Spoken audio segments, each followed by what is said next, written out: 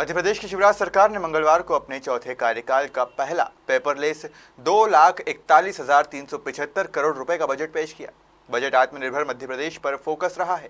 हालांकि तेजी से बढ़ती महंगाई को लेकर आम जनता को राहत की उम्मीद थी, लेकिन बजट के बाद उनका ये विश्वास टूट गया, जिसके चलते इंदौरियंस में नाराजगी देखी गई।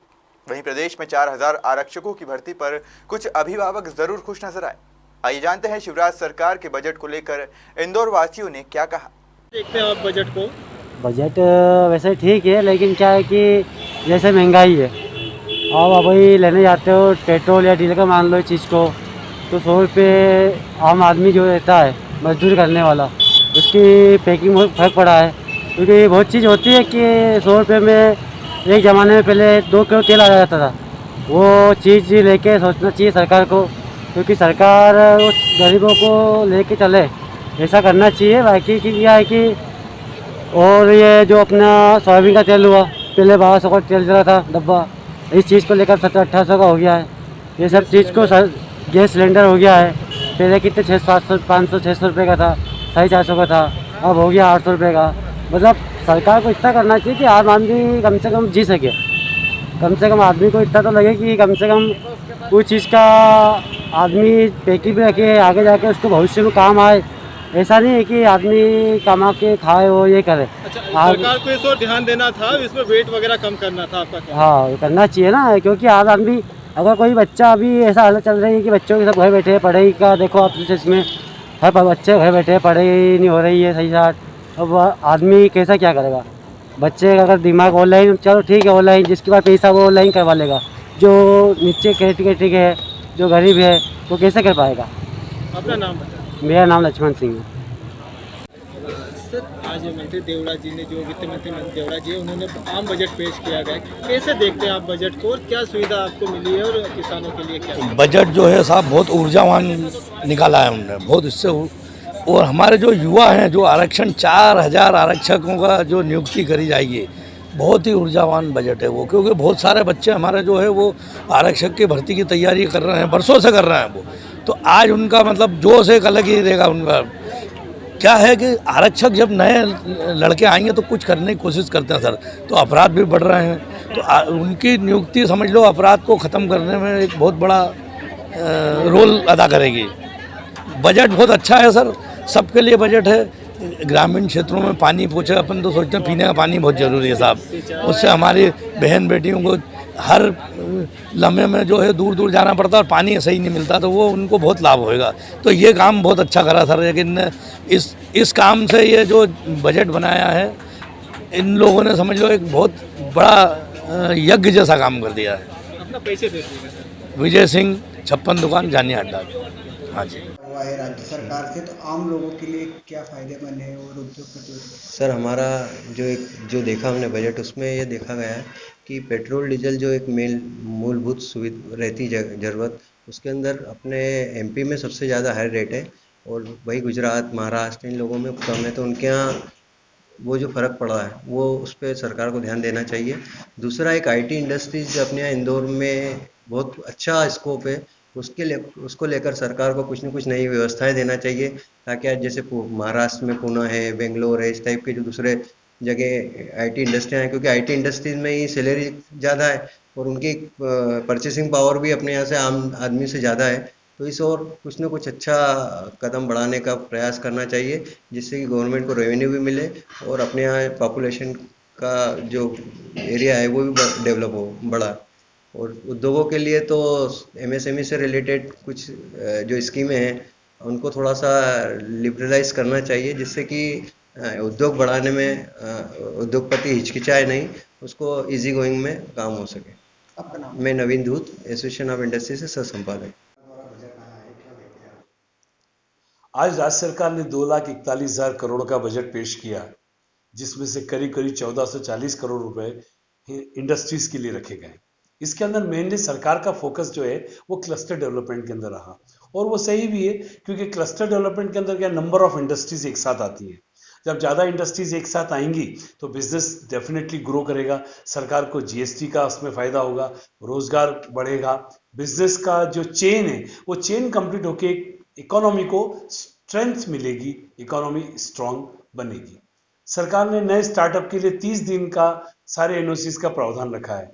मेरा इधर सरकार से निवेदन है, मेरा इधर सरकार को एक सुझाव है, एक रिक्वेस्ट है कि आप केवल नए स्टार्टअप के लिए ना करिए, आप सारे इंडस्ट्रीज के लिए आर्टिफिशियल इंटेलिजेंसी स्ट्रांगली डेवलप करिए, जिससे हमारे इंडस्ट्री वालों को अपने इंडस्ट्री से निकलकर किसी भी सरकारी डिपार्टमेंट में जाने की जरूरत महसूस ना हो। सारे काम ऑनलाइन हो जाए, सारी एनओसी, सारे रिक्वायरमेंट ऑनलाइन, पेमेंट, सारी चीजें ऑनलाइन हो जाए, जिससे इंडस्ट्री का मालिक केवल और केवल इंडस्ट्री के ऊपर फोकस करे, वो प्रोडक्शन की तरफ ध्यान दे, वो अपना टर्नओवर बढ़ाए। इसके लिए मैं सरकार से वापस निवेदन करता हूं, आर्टिफिशियल इंटेलिजेंसी के ऊपर और ध्यान दे। ये कम लागत से ज्यादा आउटपुट वाला बिजनेस सिद्ध होगा। दूसरा, जो छोटे छोटे उद्योग जो सरकार तक अप्रोच नहीं कर पाते हैं और देखते देखते दम तोड़ देते हैं सरकारी पचड़े में फंसकर, उन्हें सरकार की आवश्यकता है। इसके लिए एक हेल्पलाइन बनाई जाए, जिसमें पीएस लेवल के एक आईएएस उसको मॉनिटरिंग करें, और छोटे से उद्योग, सूक्ष्म उद्योग का भी अगर कोई तकलीफ है तो उसे इमीडिएटली अटेंड की जाए, ताकि वो आदमी आगे बढ़ सके। नहीं तो देखा गया है कि जिंदगी भर एक आदमी स्मॉल माइक्रो इंडस्ट्री डालता है और माइक्रो में ही पूरी जिंदगी गुजार देता है। इसके बाद मेरा सरकार से निवेदन है, मोटिवेशनल फैक्टर को आगे किया जाए। मोटिवेशनल फैक्टर से मेरा मतलब है, जो इंडस्ट्री आज मान लीजिए 10,000 यूनिट पावर को यूज कर रही है, उनके लिए लाए कि अगर आप 15,000 करोगे तो आपको इतने यूनिट का फायदा मिलेगा, इतने यूनिट के पैसे वापस मिलेंगे। 20,000 करोगे तो आपको इतना। इसी तरीके से आप इंटरेस्ट जो गवर्नमेंट को देते हो, बैंक का इंटरेस्ट, उस पर सरकार सब्सिडी लेके आए कि आप 2 लाख रुपए इंटरेस्ट गवर्नमेंट को दे रहे हो, अगर आप 2 लाख की जगह 2.5 लाख करोगे तो 0.2% आपको, 0.5% आपको इसमें सब्सिडी दी जाएगी। ये है मोटिवेशनल फैक्टर टर्नओवर बढ़ाने का। अगर इंडस्ट्री टर्नओवर बढ़ाती है तो उसे मोटिवेट किया जाए, उसे आगे बढ़ाया जाए। सरकार ने ट्रांसपोर्टेशन के ऊपर ध्यान दिया है, रोड्स बनाने के ऊपर ध्यान दिया है, जो कि बहुत ही वेलकम, स्वागत योग्य है। और इस बजट को टोटलिटी में पॉजिटिव रूप से देखता हूं कि ये बजट इंडस्ट्रीज के लिए अच्छा है, लेकिन इन 2-3 फैक्टर्स के ऊपर ध्यान देने पर डेफिनेटली इंडस्ट्री आगे ग्रो करेगी। एक मेरा निवेदन था, स्टैम्प चार्जेस जो हैं वो बहुत ज़्यादा हैं पूरे इंडिया में। अगर स्टैम्प चार्जेस हैं तो सबसे ज़्यादा एमपी के अंदर है, 0.5%। आप कुछ भी लोन लेते हैं तो उसका 0.5%, 2 करोड़ रुपए का लोन लिया तो 1 लाख रुपए के स्टैम्प पेपर लग जाते हैं। तो उसको रिड्यूस करा जाए, उसको कम किया जाए, एक पोर्टल बना दिया जाए जिसके ऊपर एक बार इंडस्ट्री मॉर्गेज हुई तो बार बार उसको मॉर्गेज करने का, क्योंकि अगर हम बैंक चेंज करते हैं तो इंडस्ट्री का लोन भी चेंज हो जाता है और वापस स्टैम्प पेपर खरीदना पड़ते हैं, जो कि हमें पीछे खींचते हैं। तो इंडस्ट्री का जो प्राइवेटाइजेशन हुआ है अपने बैंक्स का, वो हमारे लिए किसी उपयोग का नहीं है। अगर प्राइवेट बैंक्स आती कि अगर वो हमसे इंटरेस्ट कम लेंगे तो हम उन बैंक को चुन नहीं सकते, क्योंकि उसके ऊपर स्टैम्प पेपर का इतना खर्चा हो जाता है। तो स्टैम्प पेपर के ऊपर भी जो एक्सपेंसेस, उसको सरकार ध्यान दे। बाकी बजट स्वागत योग्य है। सर, ये बजट में पेट्रोल और डीजल को लेकर कुछ सरकार ने कुछ, हाँ, ऐसी उम्मीद जताई जा रही थी कि कहीं ना कहीं सरकार इसमें अपने टैक्सेशन कम करेगी, पर मैं इसको भी पॉजिटिव रूप से देखता हूं। मैं ऐसा देखता हूं कि चूंकि कोरोना काल में सरकार के ऊपर केवल और केवल एक्सपेंसेस का खर्चों का ही बोझ था, कहीं से उनको आवक नहीं थी। हालांकि अब इंडस्ट्रीज बहुत अच्छा कर रही हैं। आप देखिए पिछले साल की कंपैरिजन में देखेंगे तो जो नो लॉकडाउन पीरियड था उसमें भी जो जीएसटी का कलेक्शन था उससे बढ़ के कलेक्शन 105, 110 और 125% तक का कलेक्शन हो रहा है। तो सरकार इसको कहीं ना कहीं देखे और राहत उसमें दे, टैक्सेशन जो उनकी लागत में राहत ना दे। अगर एक सिलेंडर 700 का पड़ता है तो 700 का ही रखे, लेकिन उसके ऊपर अगर टैक्सेशन लगा के 1,000 का पड़ता है तो कहीं ना कहीं टैक्सेशन में रिलीफ सरकार को सोचना चाहिए। और क्योंकि इसका ओवरऑल जो है वो ये हो रहा है कि ट्रांसपोर्टेशन हाई हो रहा है, ट्रांसपोर्टेशन चार्जेस बढ़ रहे हैं, तो प्रोडक्शन कॉस्ट अल्टीमेटली कहीं ना कहीं आम आदमी परेशान हो रहा है। परेशान है सर। इसको थोड़ा टैक्सेशन में इसमें रिलीफ मिलना चाहिए, मेरा भी ऐसा मत है। मैं Pramod Tafaria, president association of industries Madhya प्रदेश।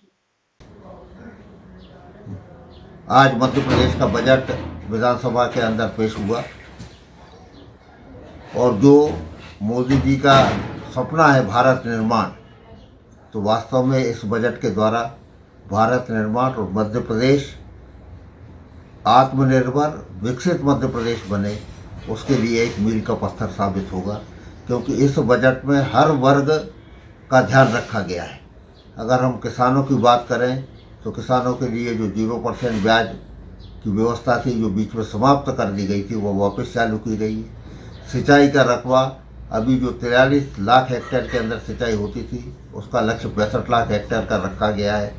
किसानों के माल का ठीक से उपयोग हो सके, इसलिए फूड पार्क की व्यवस्था की गई है। साथ ही बिजली उसको पर्याप्त मात्रा में मिल सके, इसलिए बिजली के उत्पादन पर भी विशेष रूप से ध्यान दिया गया है।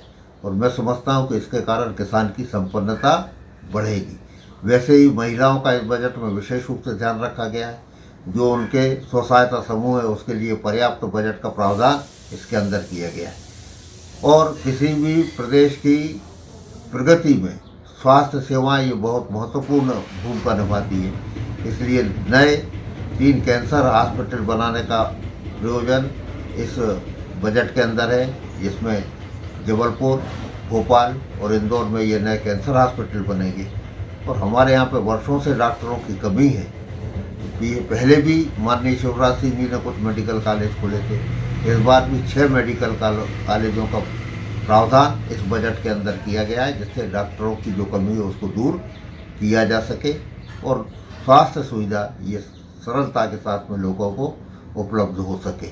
वैसे ही किसी भी प्रदेश की प्रगति में सड़कों का बहुत महत्वपूर्ण योगदान है, इसलिए 2441 किलोमीटर ये नई सड़कों के निर्माण का उसमें प्रावधान है। और वैसे ही यातायात सुगम हो सके, इसलिए नए 65 पुल निर्माण का प्रयोजन है। और 105 ये रेलवे क्रॉसिंग के ऊपर ओवर ब्रिज बनाने का आयोजन रखा गया है, जिसके कारण जो यातायात है वो सुगम सरल ये हो सके। उद्योगों की दृष्टि से जो अभी तक हमारे यहाँ विलम्ब होता था, तो इसलिए इस बजट के अंदर ये है कि कोई भी नया उद्योग लगाना चाहता तो उसको 30 दिन के अंदर पूरी प्रोसेस करके 30 दिन के अंदर उसको अनुमति देने का आयोजन है, जिसके कारण उद्योग सरलता से हमारे यहाँ पे लग सकेंगे। ईश्वर की कृपा से बिजली, पानी और वातावरण ये सब उद्योगों की दृष्टि से ठीक है। जो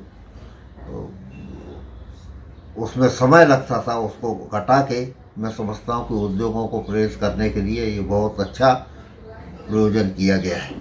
और इसलिए कुल मिला के इस बजट को देखते हुए मैं कह सकता हूँ कि आने वाले समय में मध्य प्रदेश का क्लेवर बदलेगा।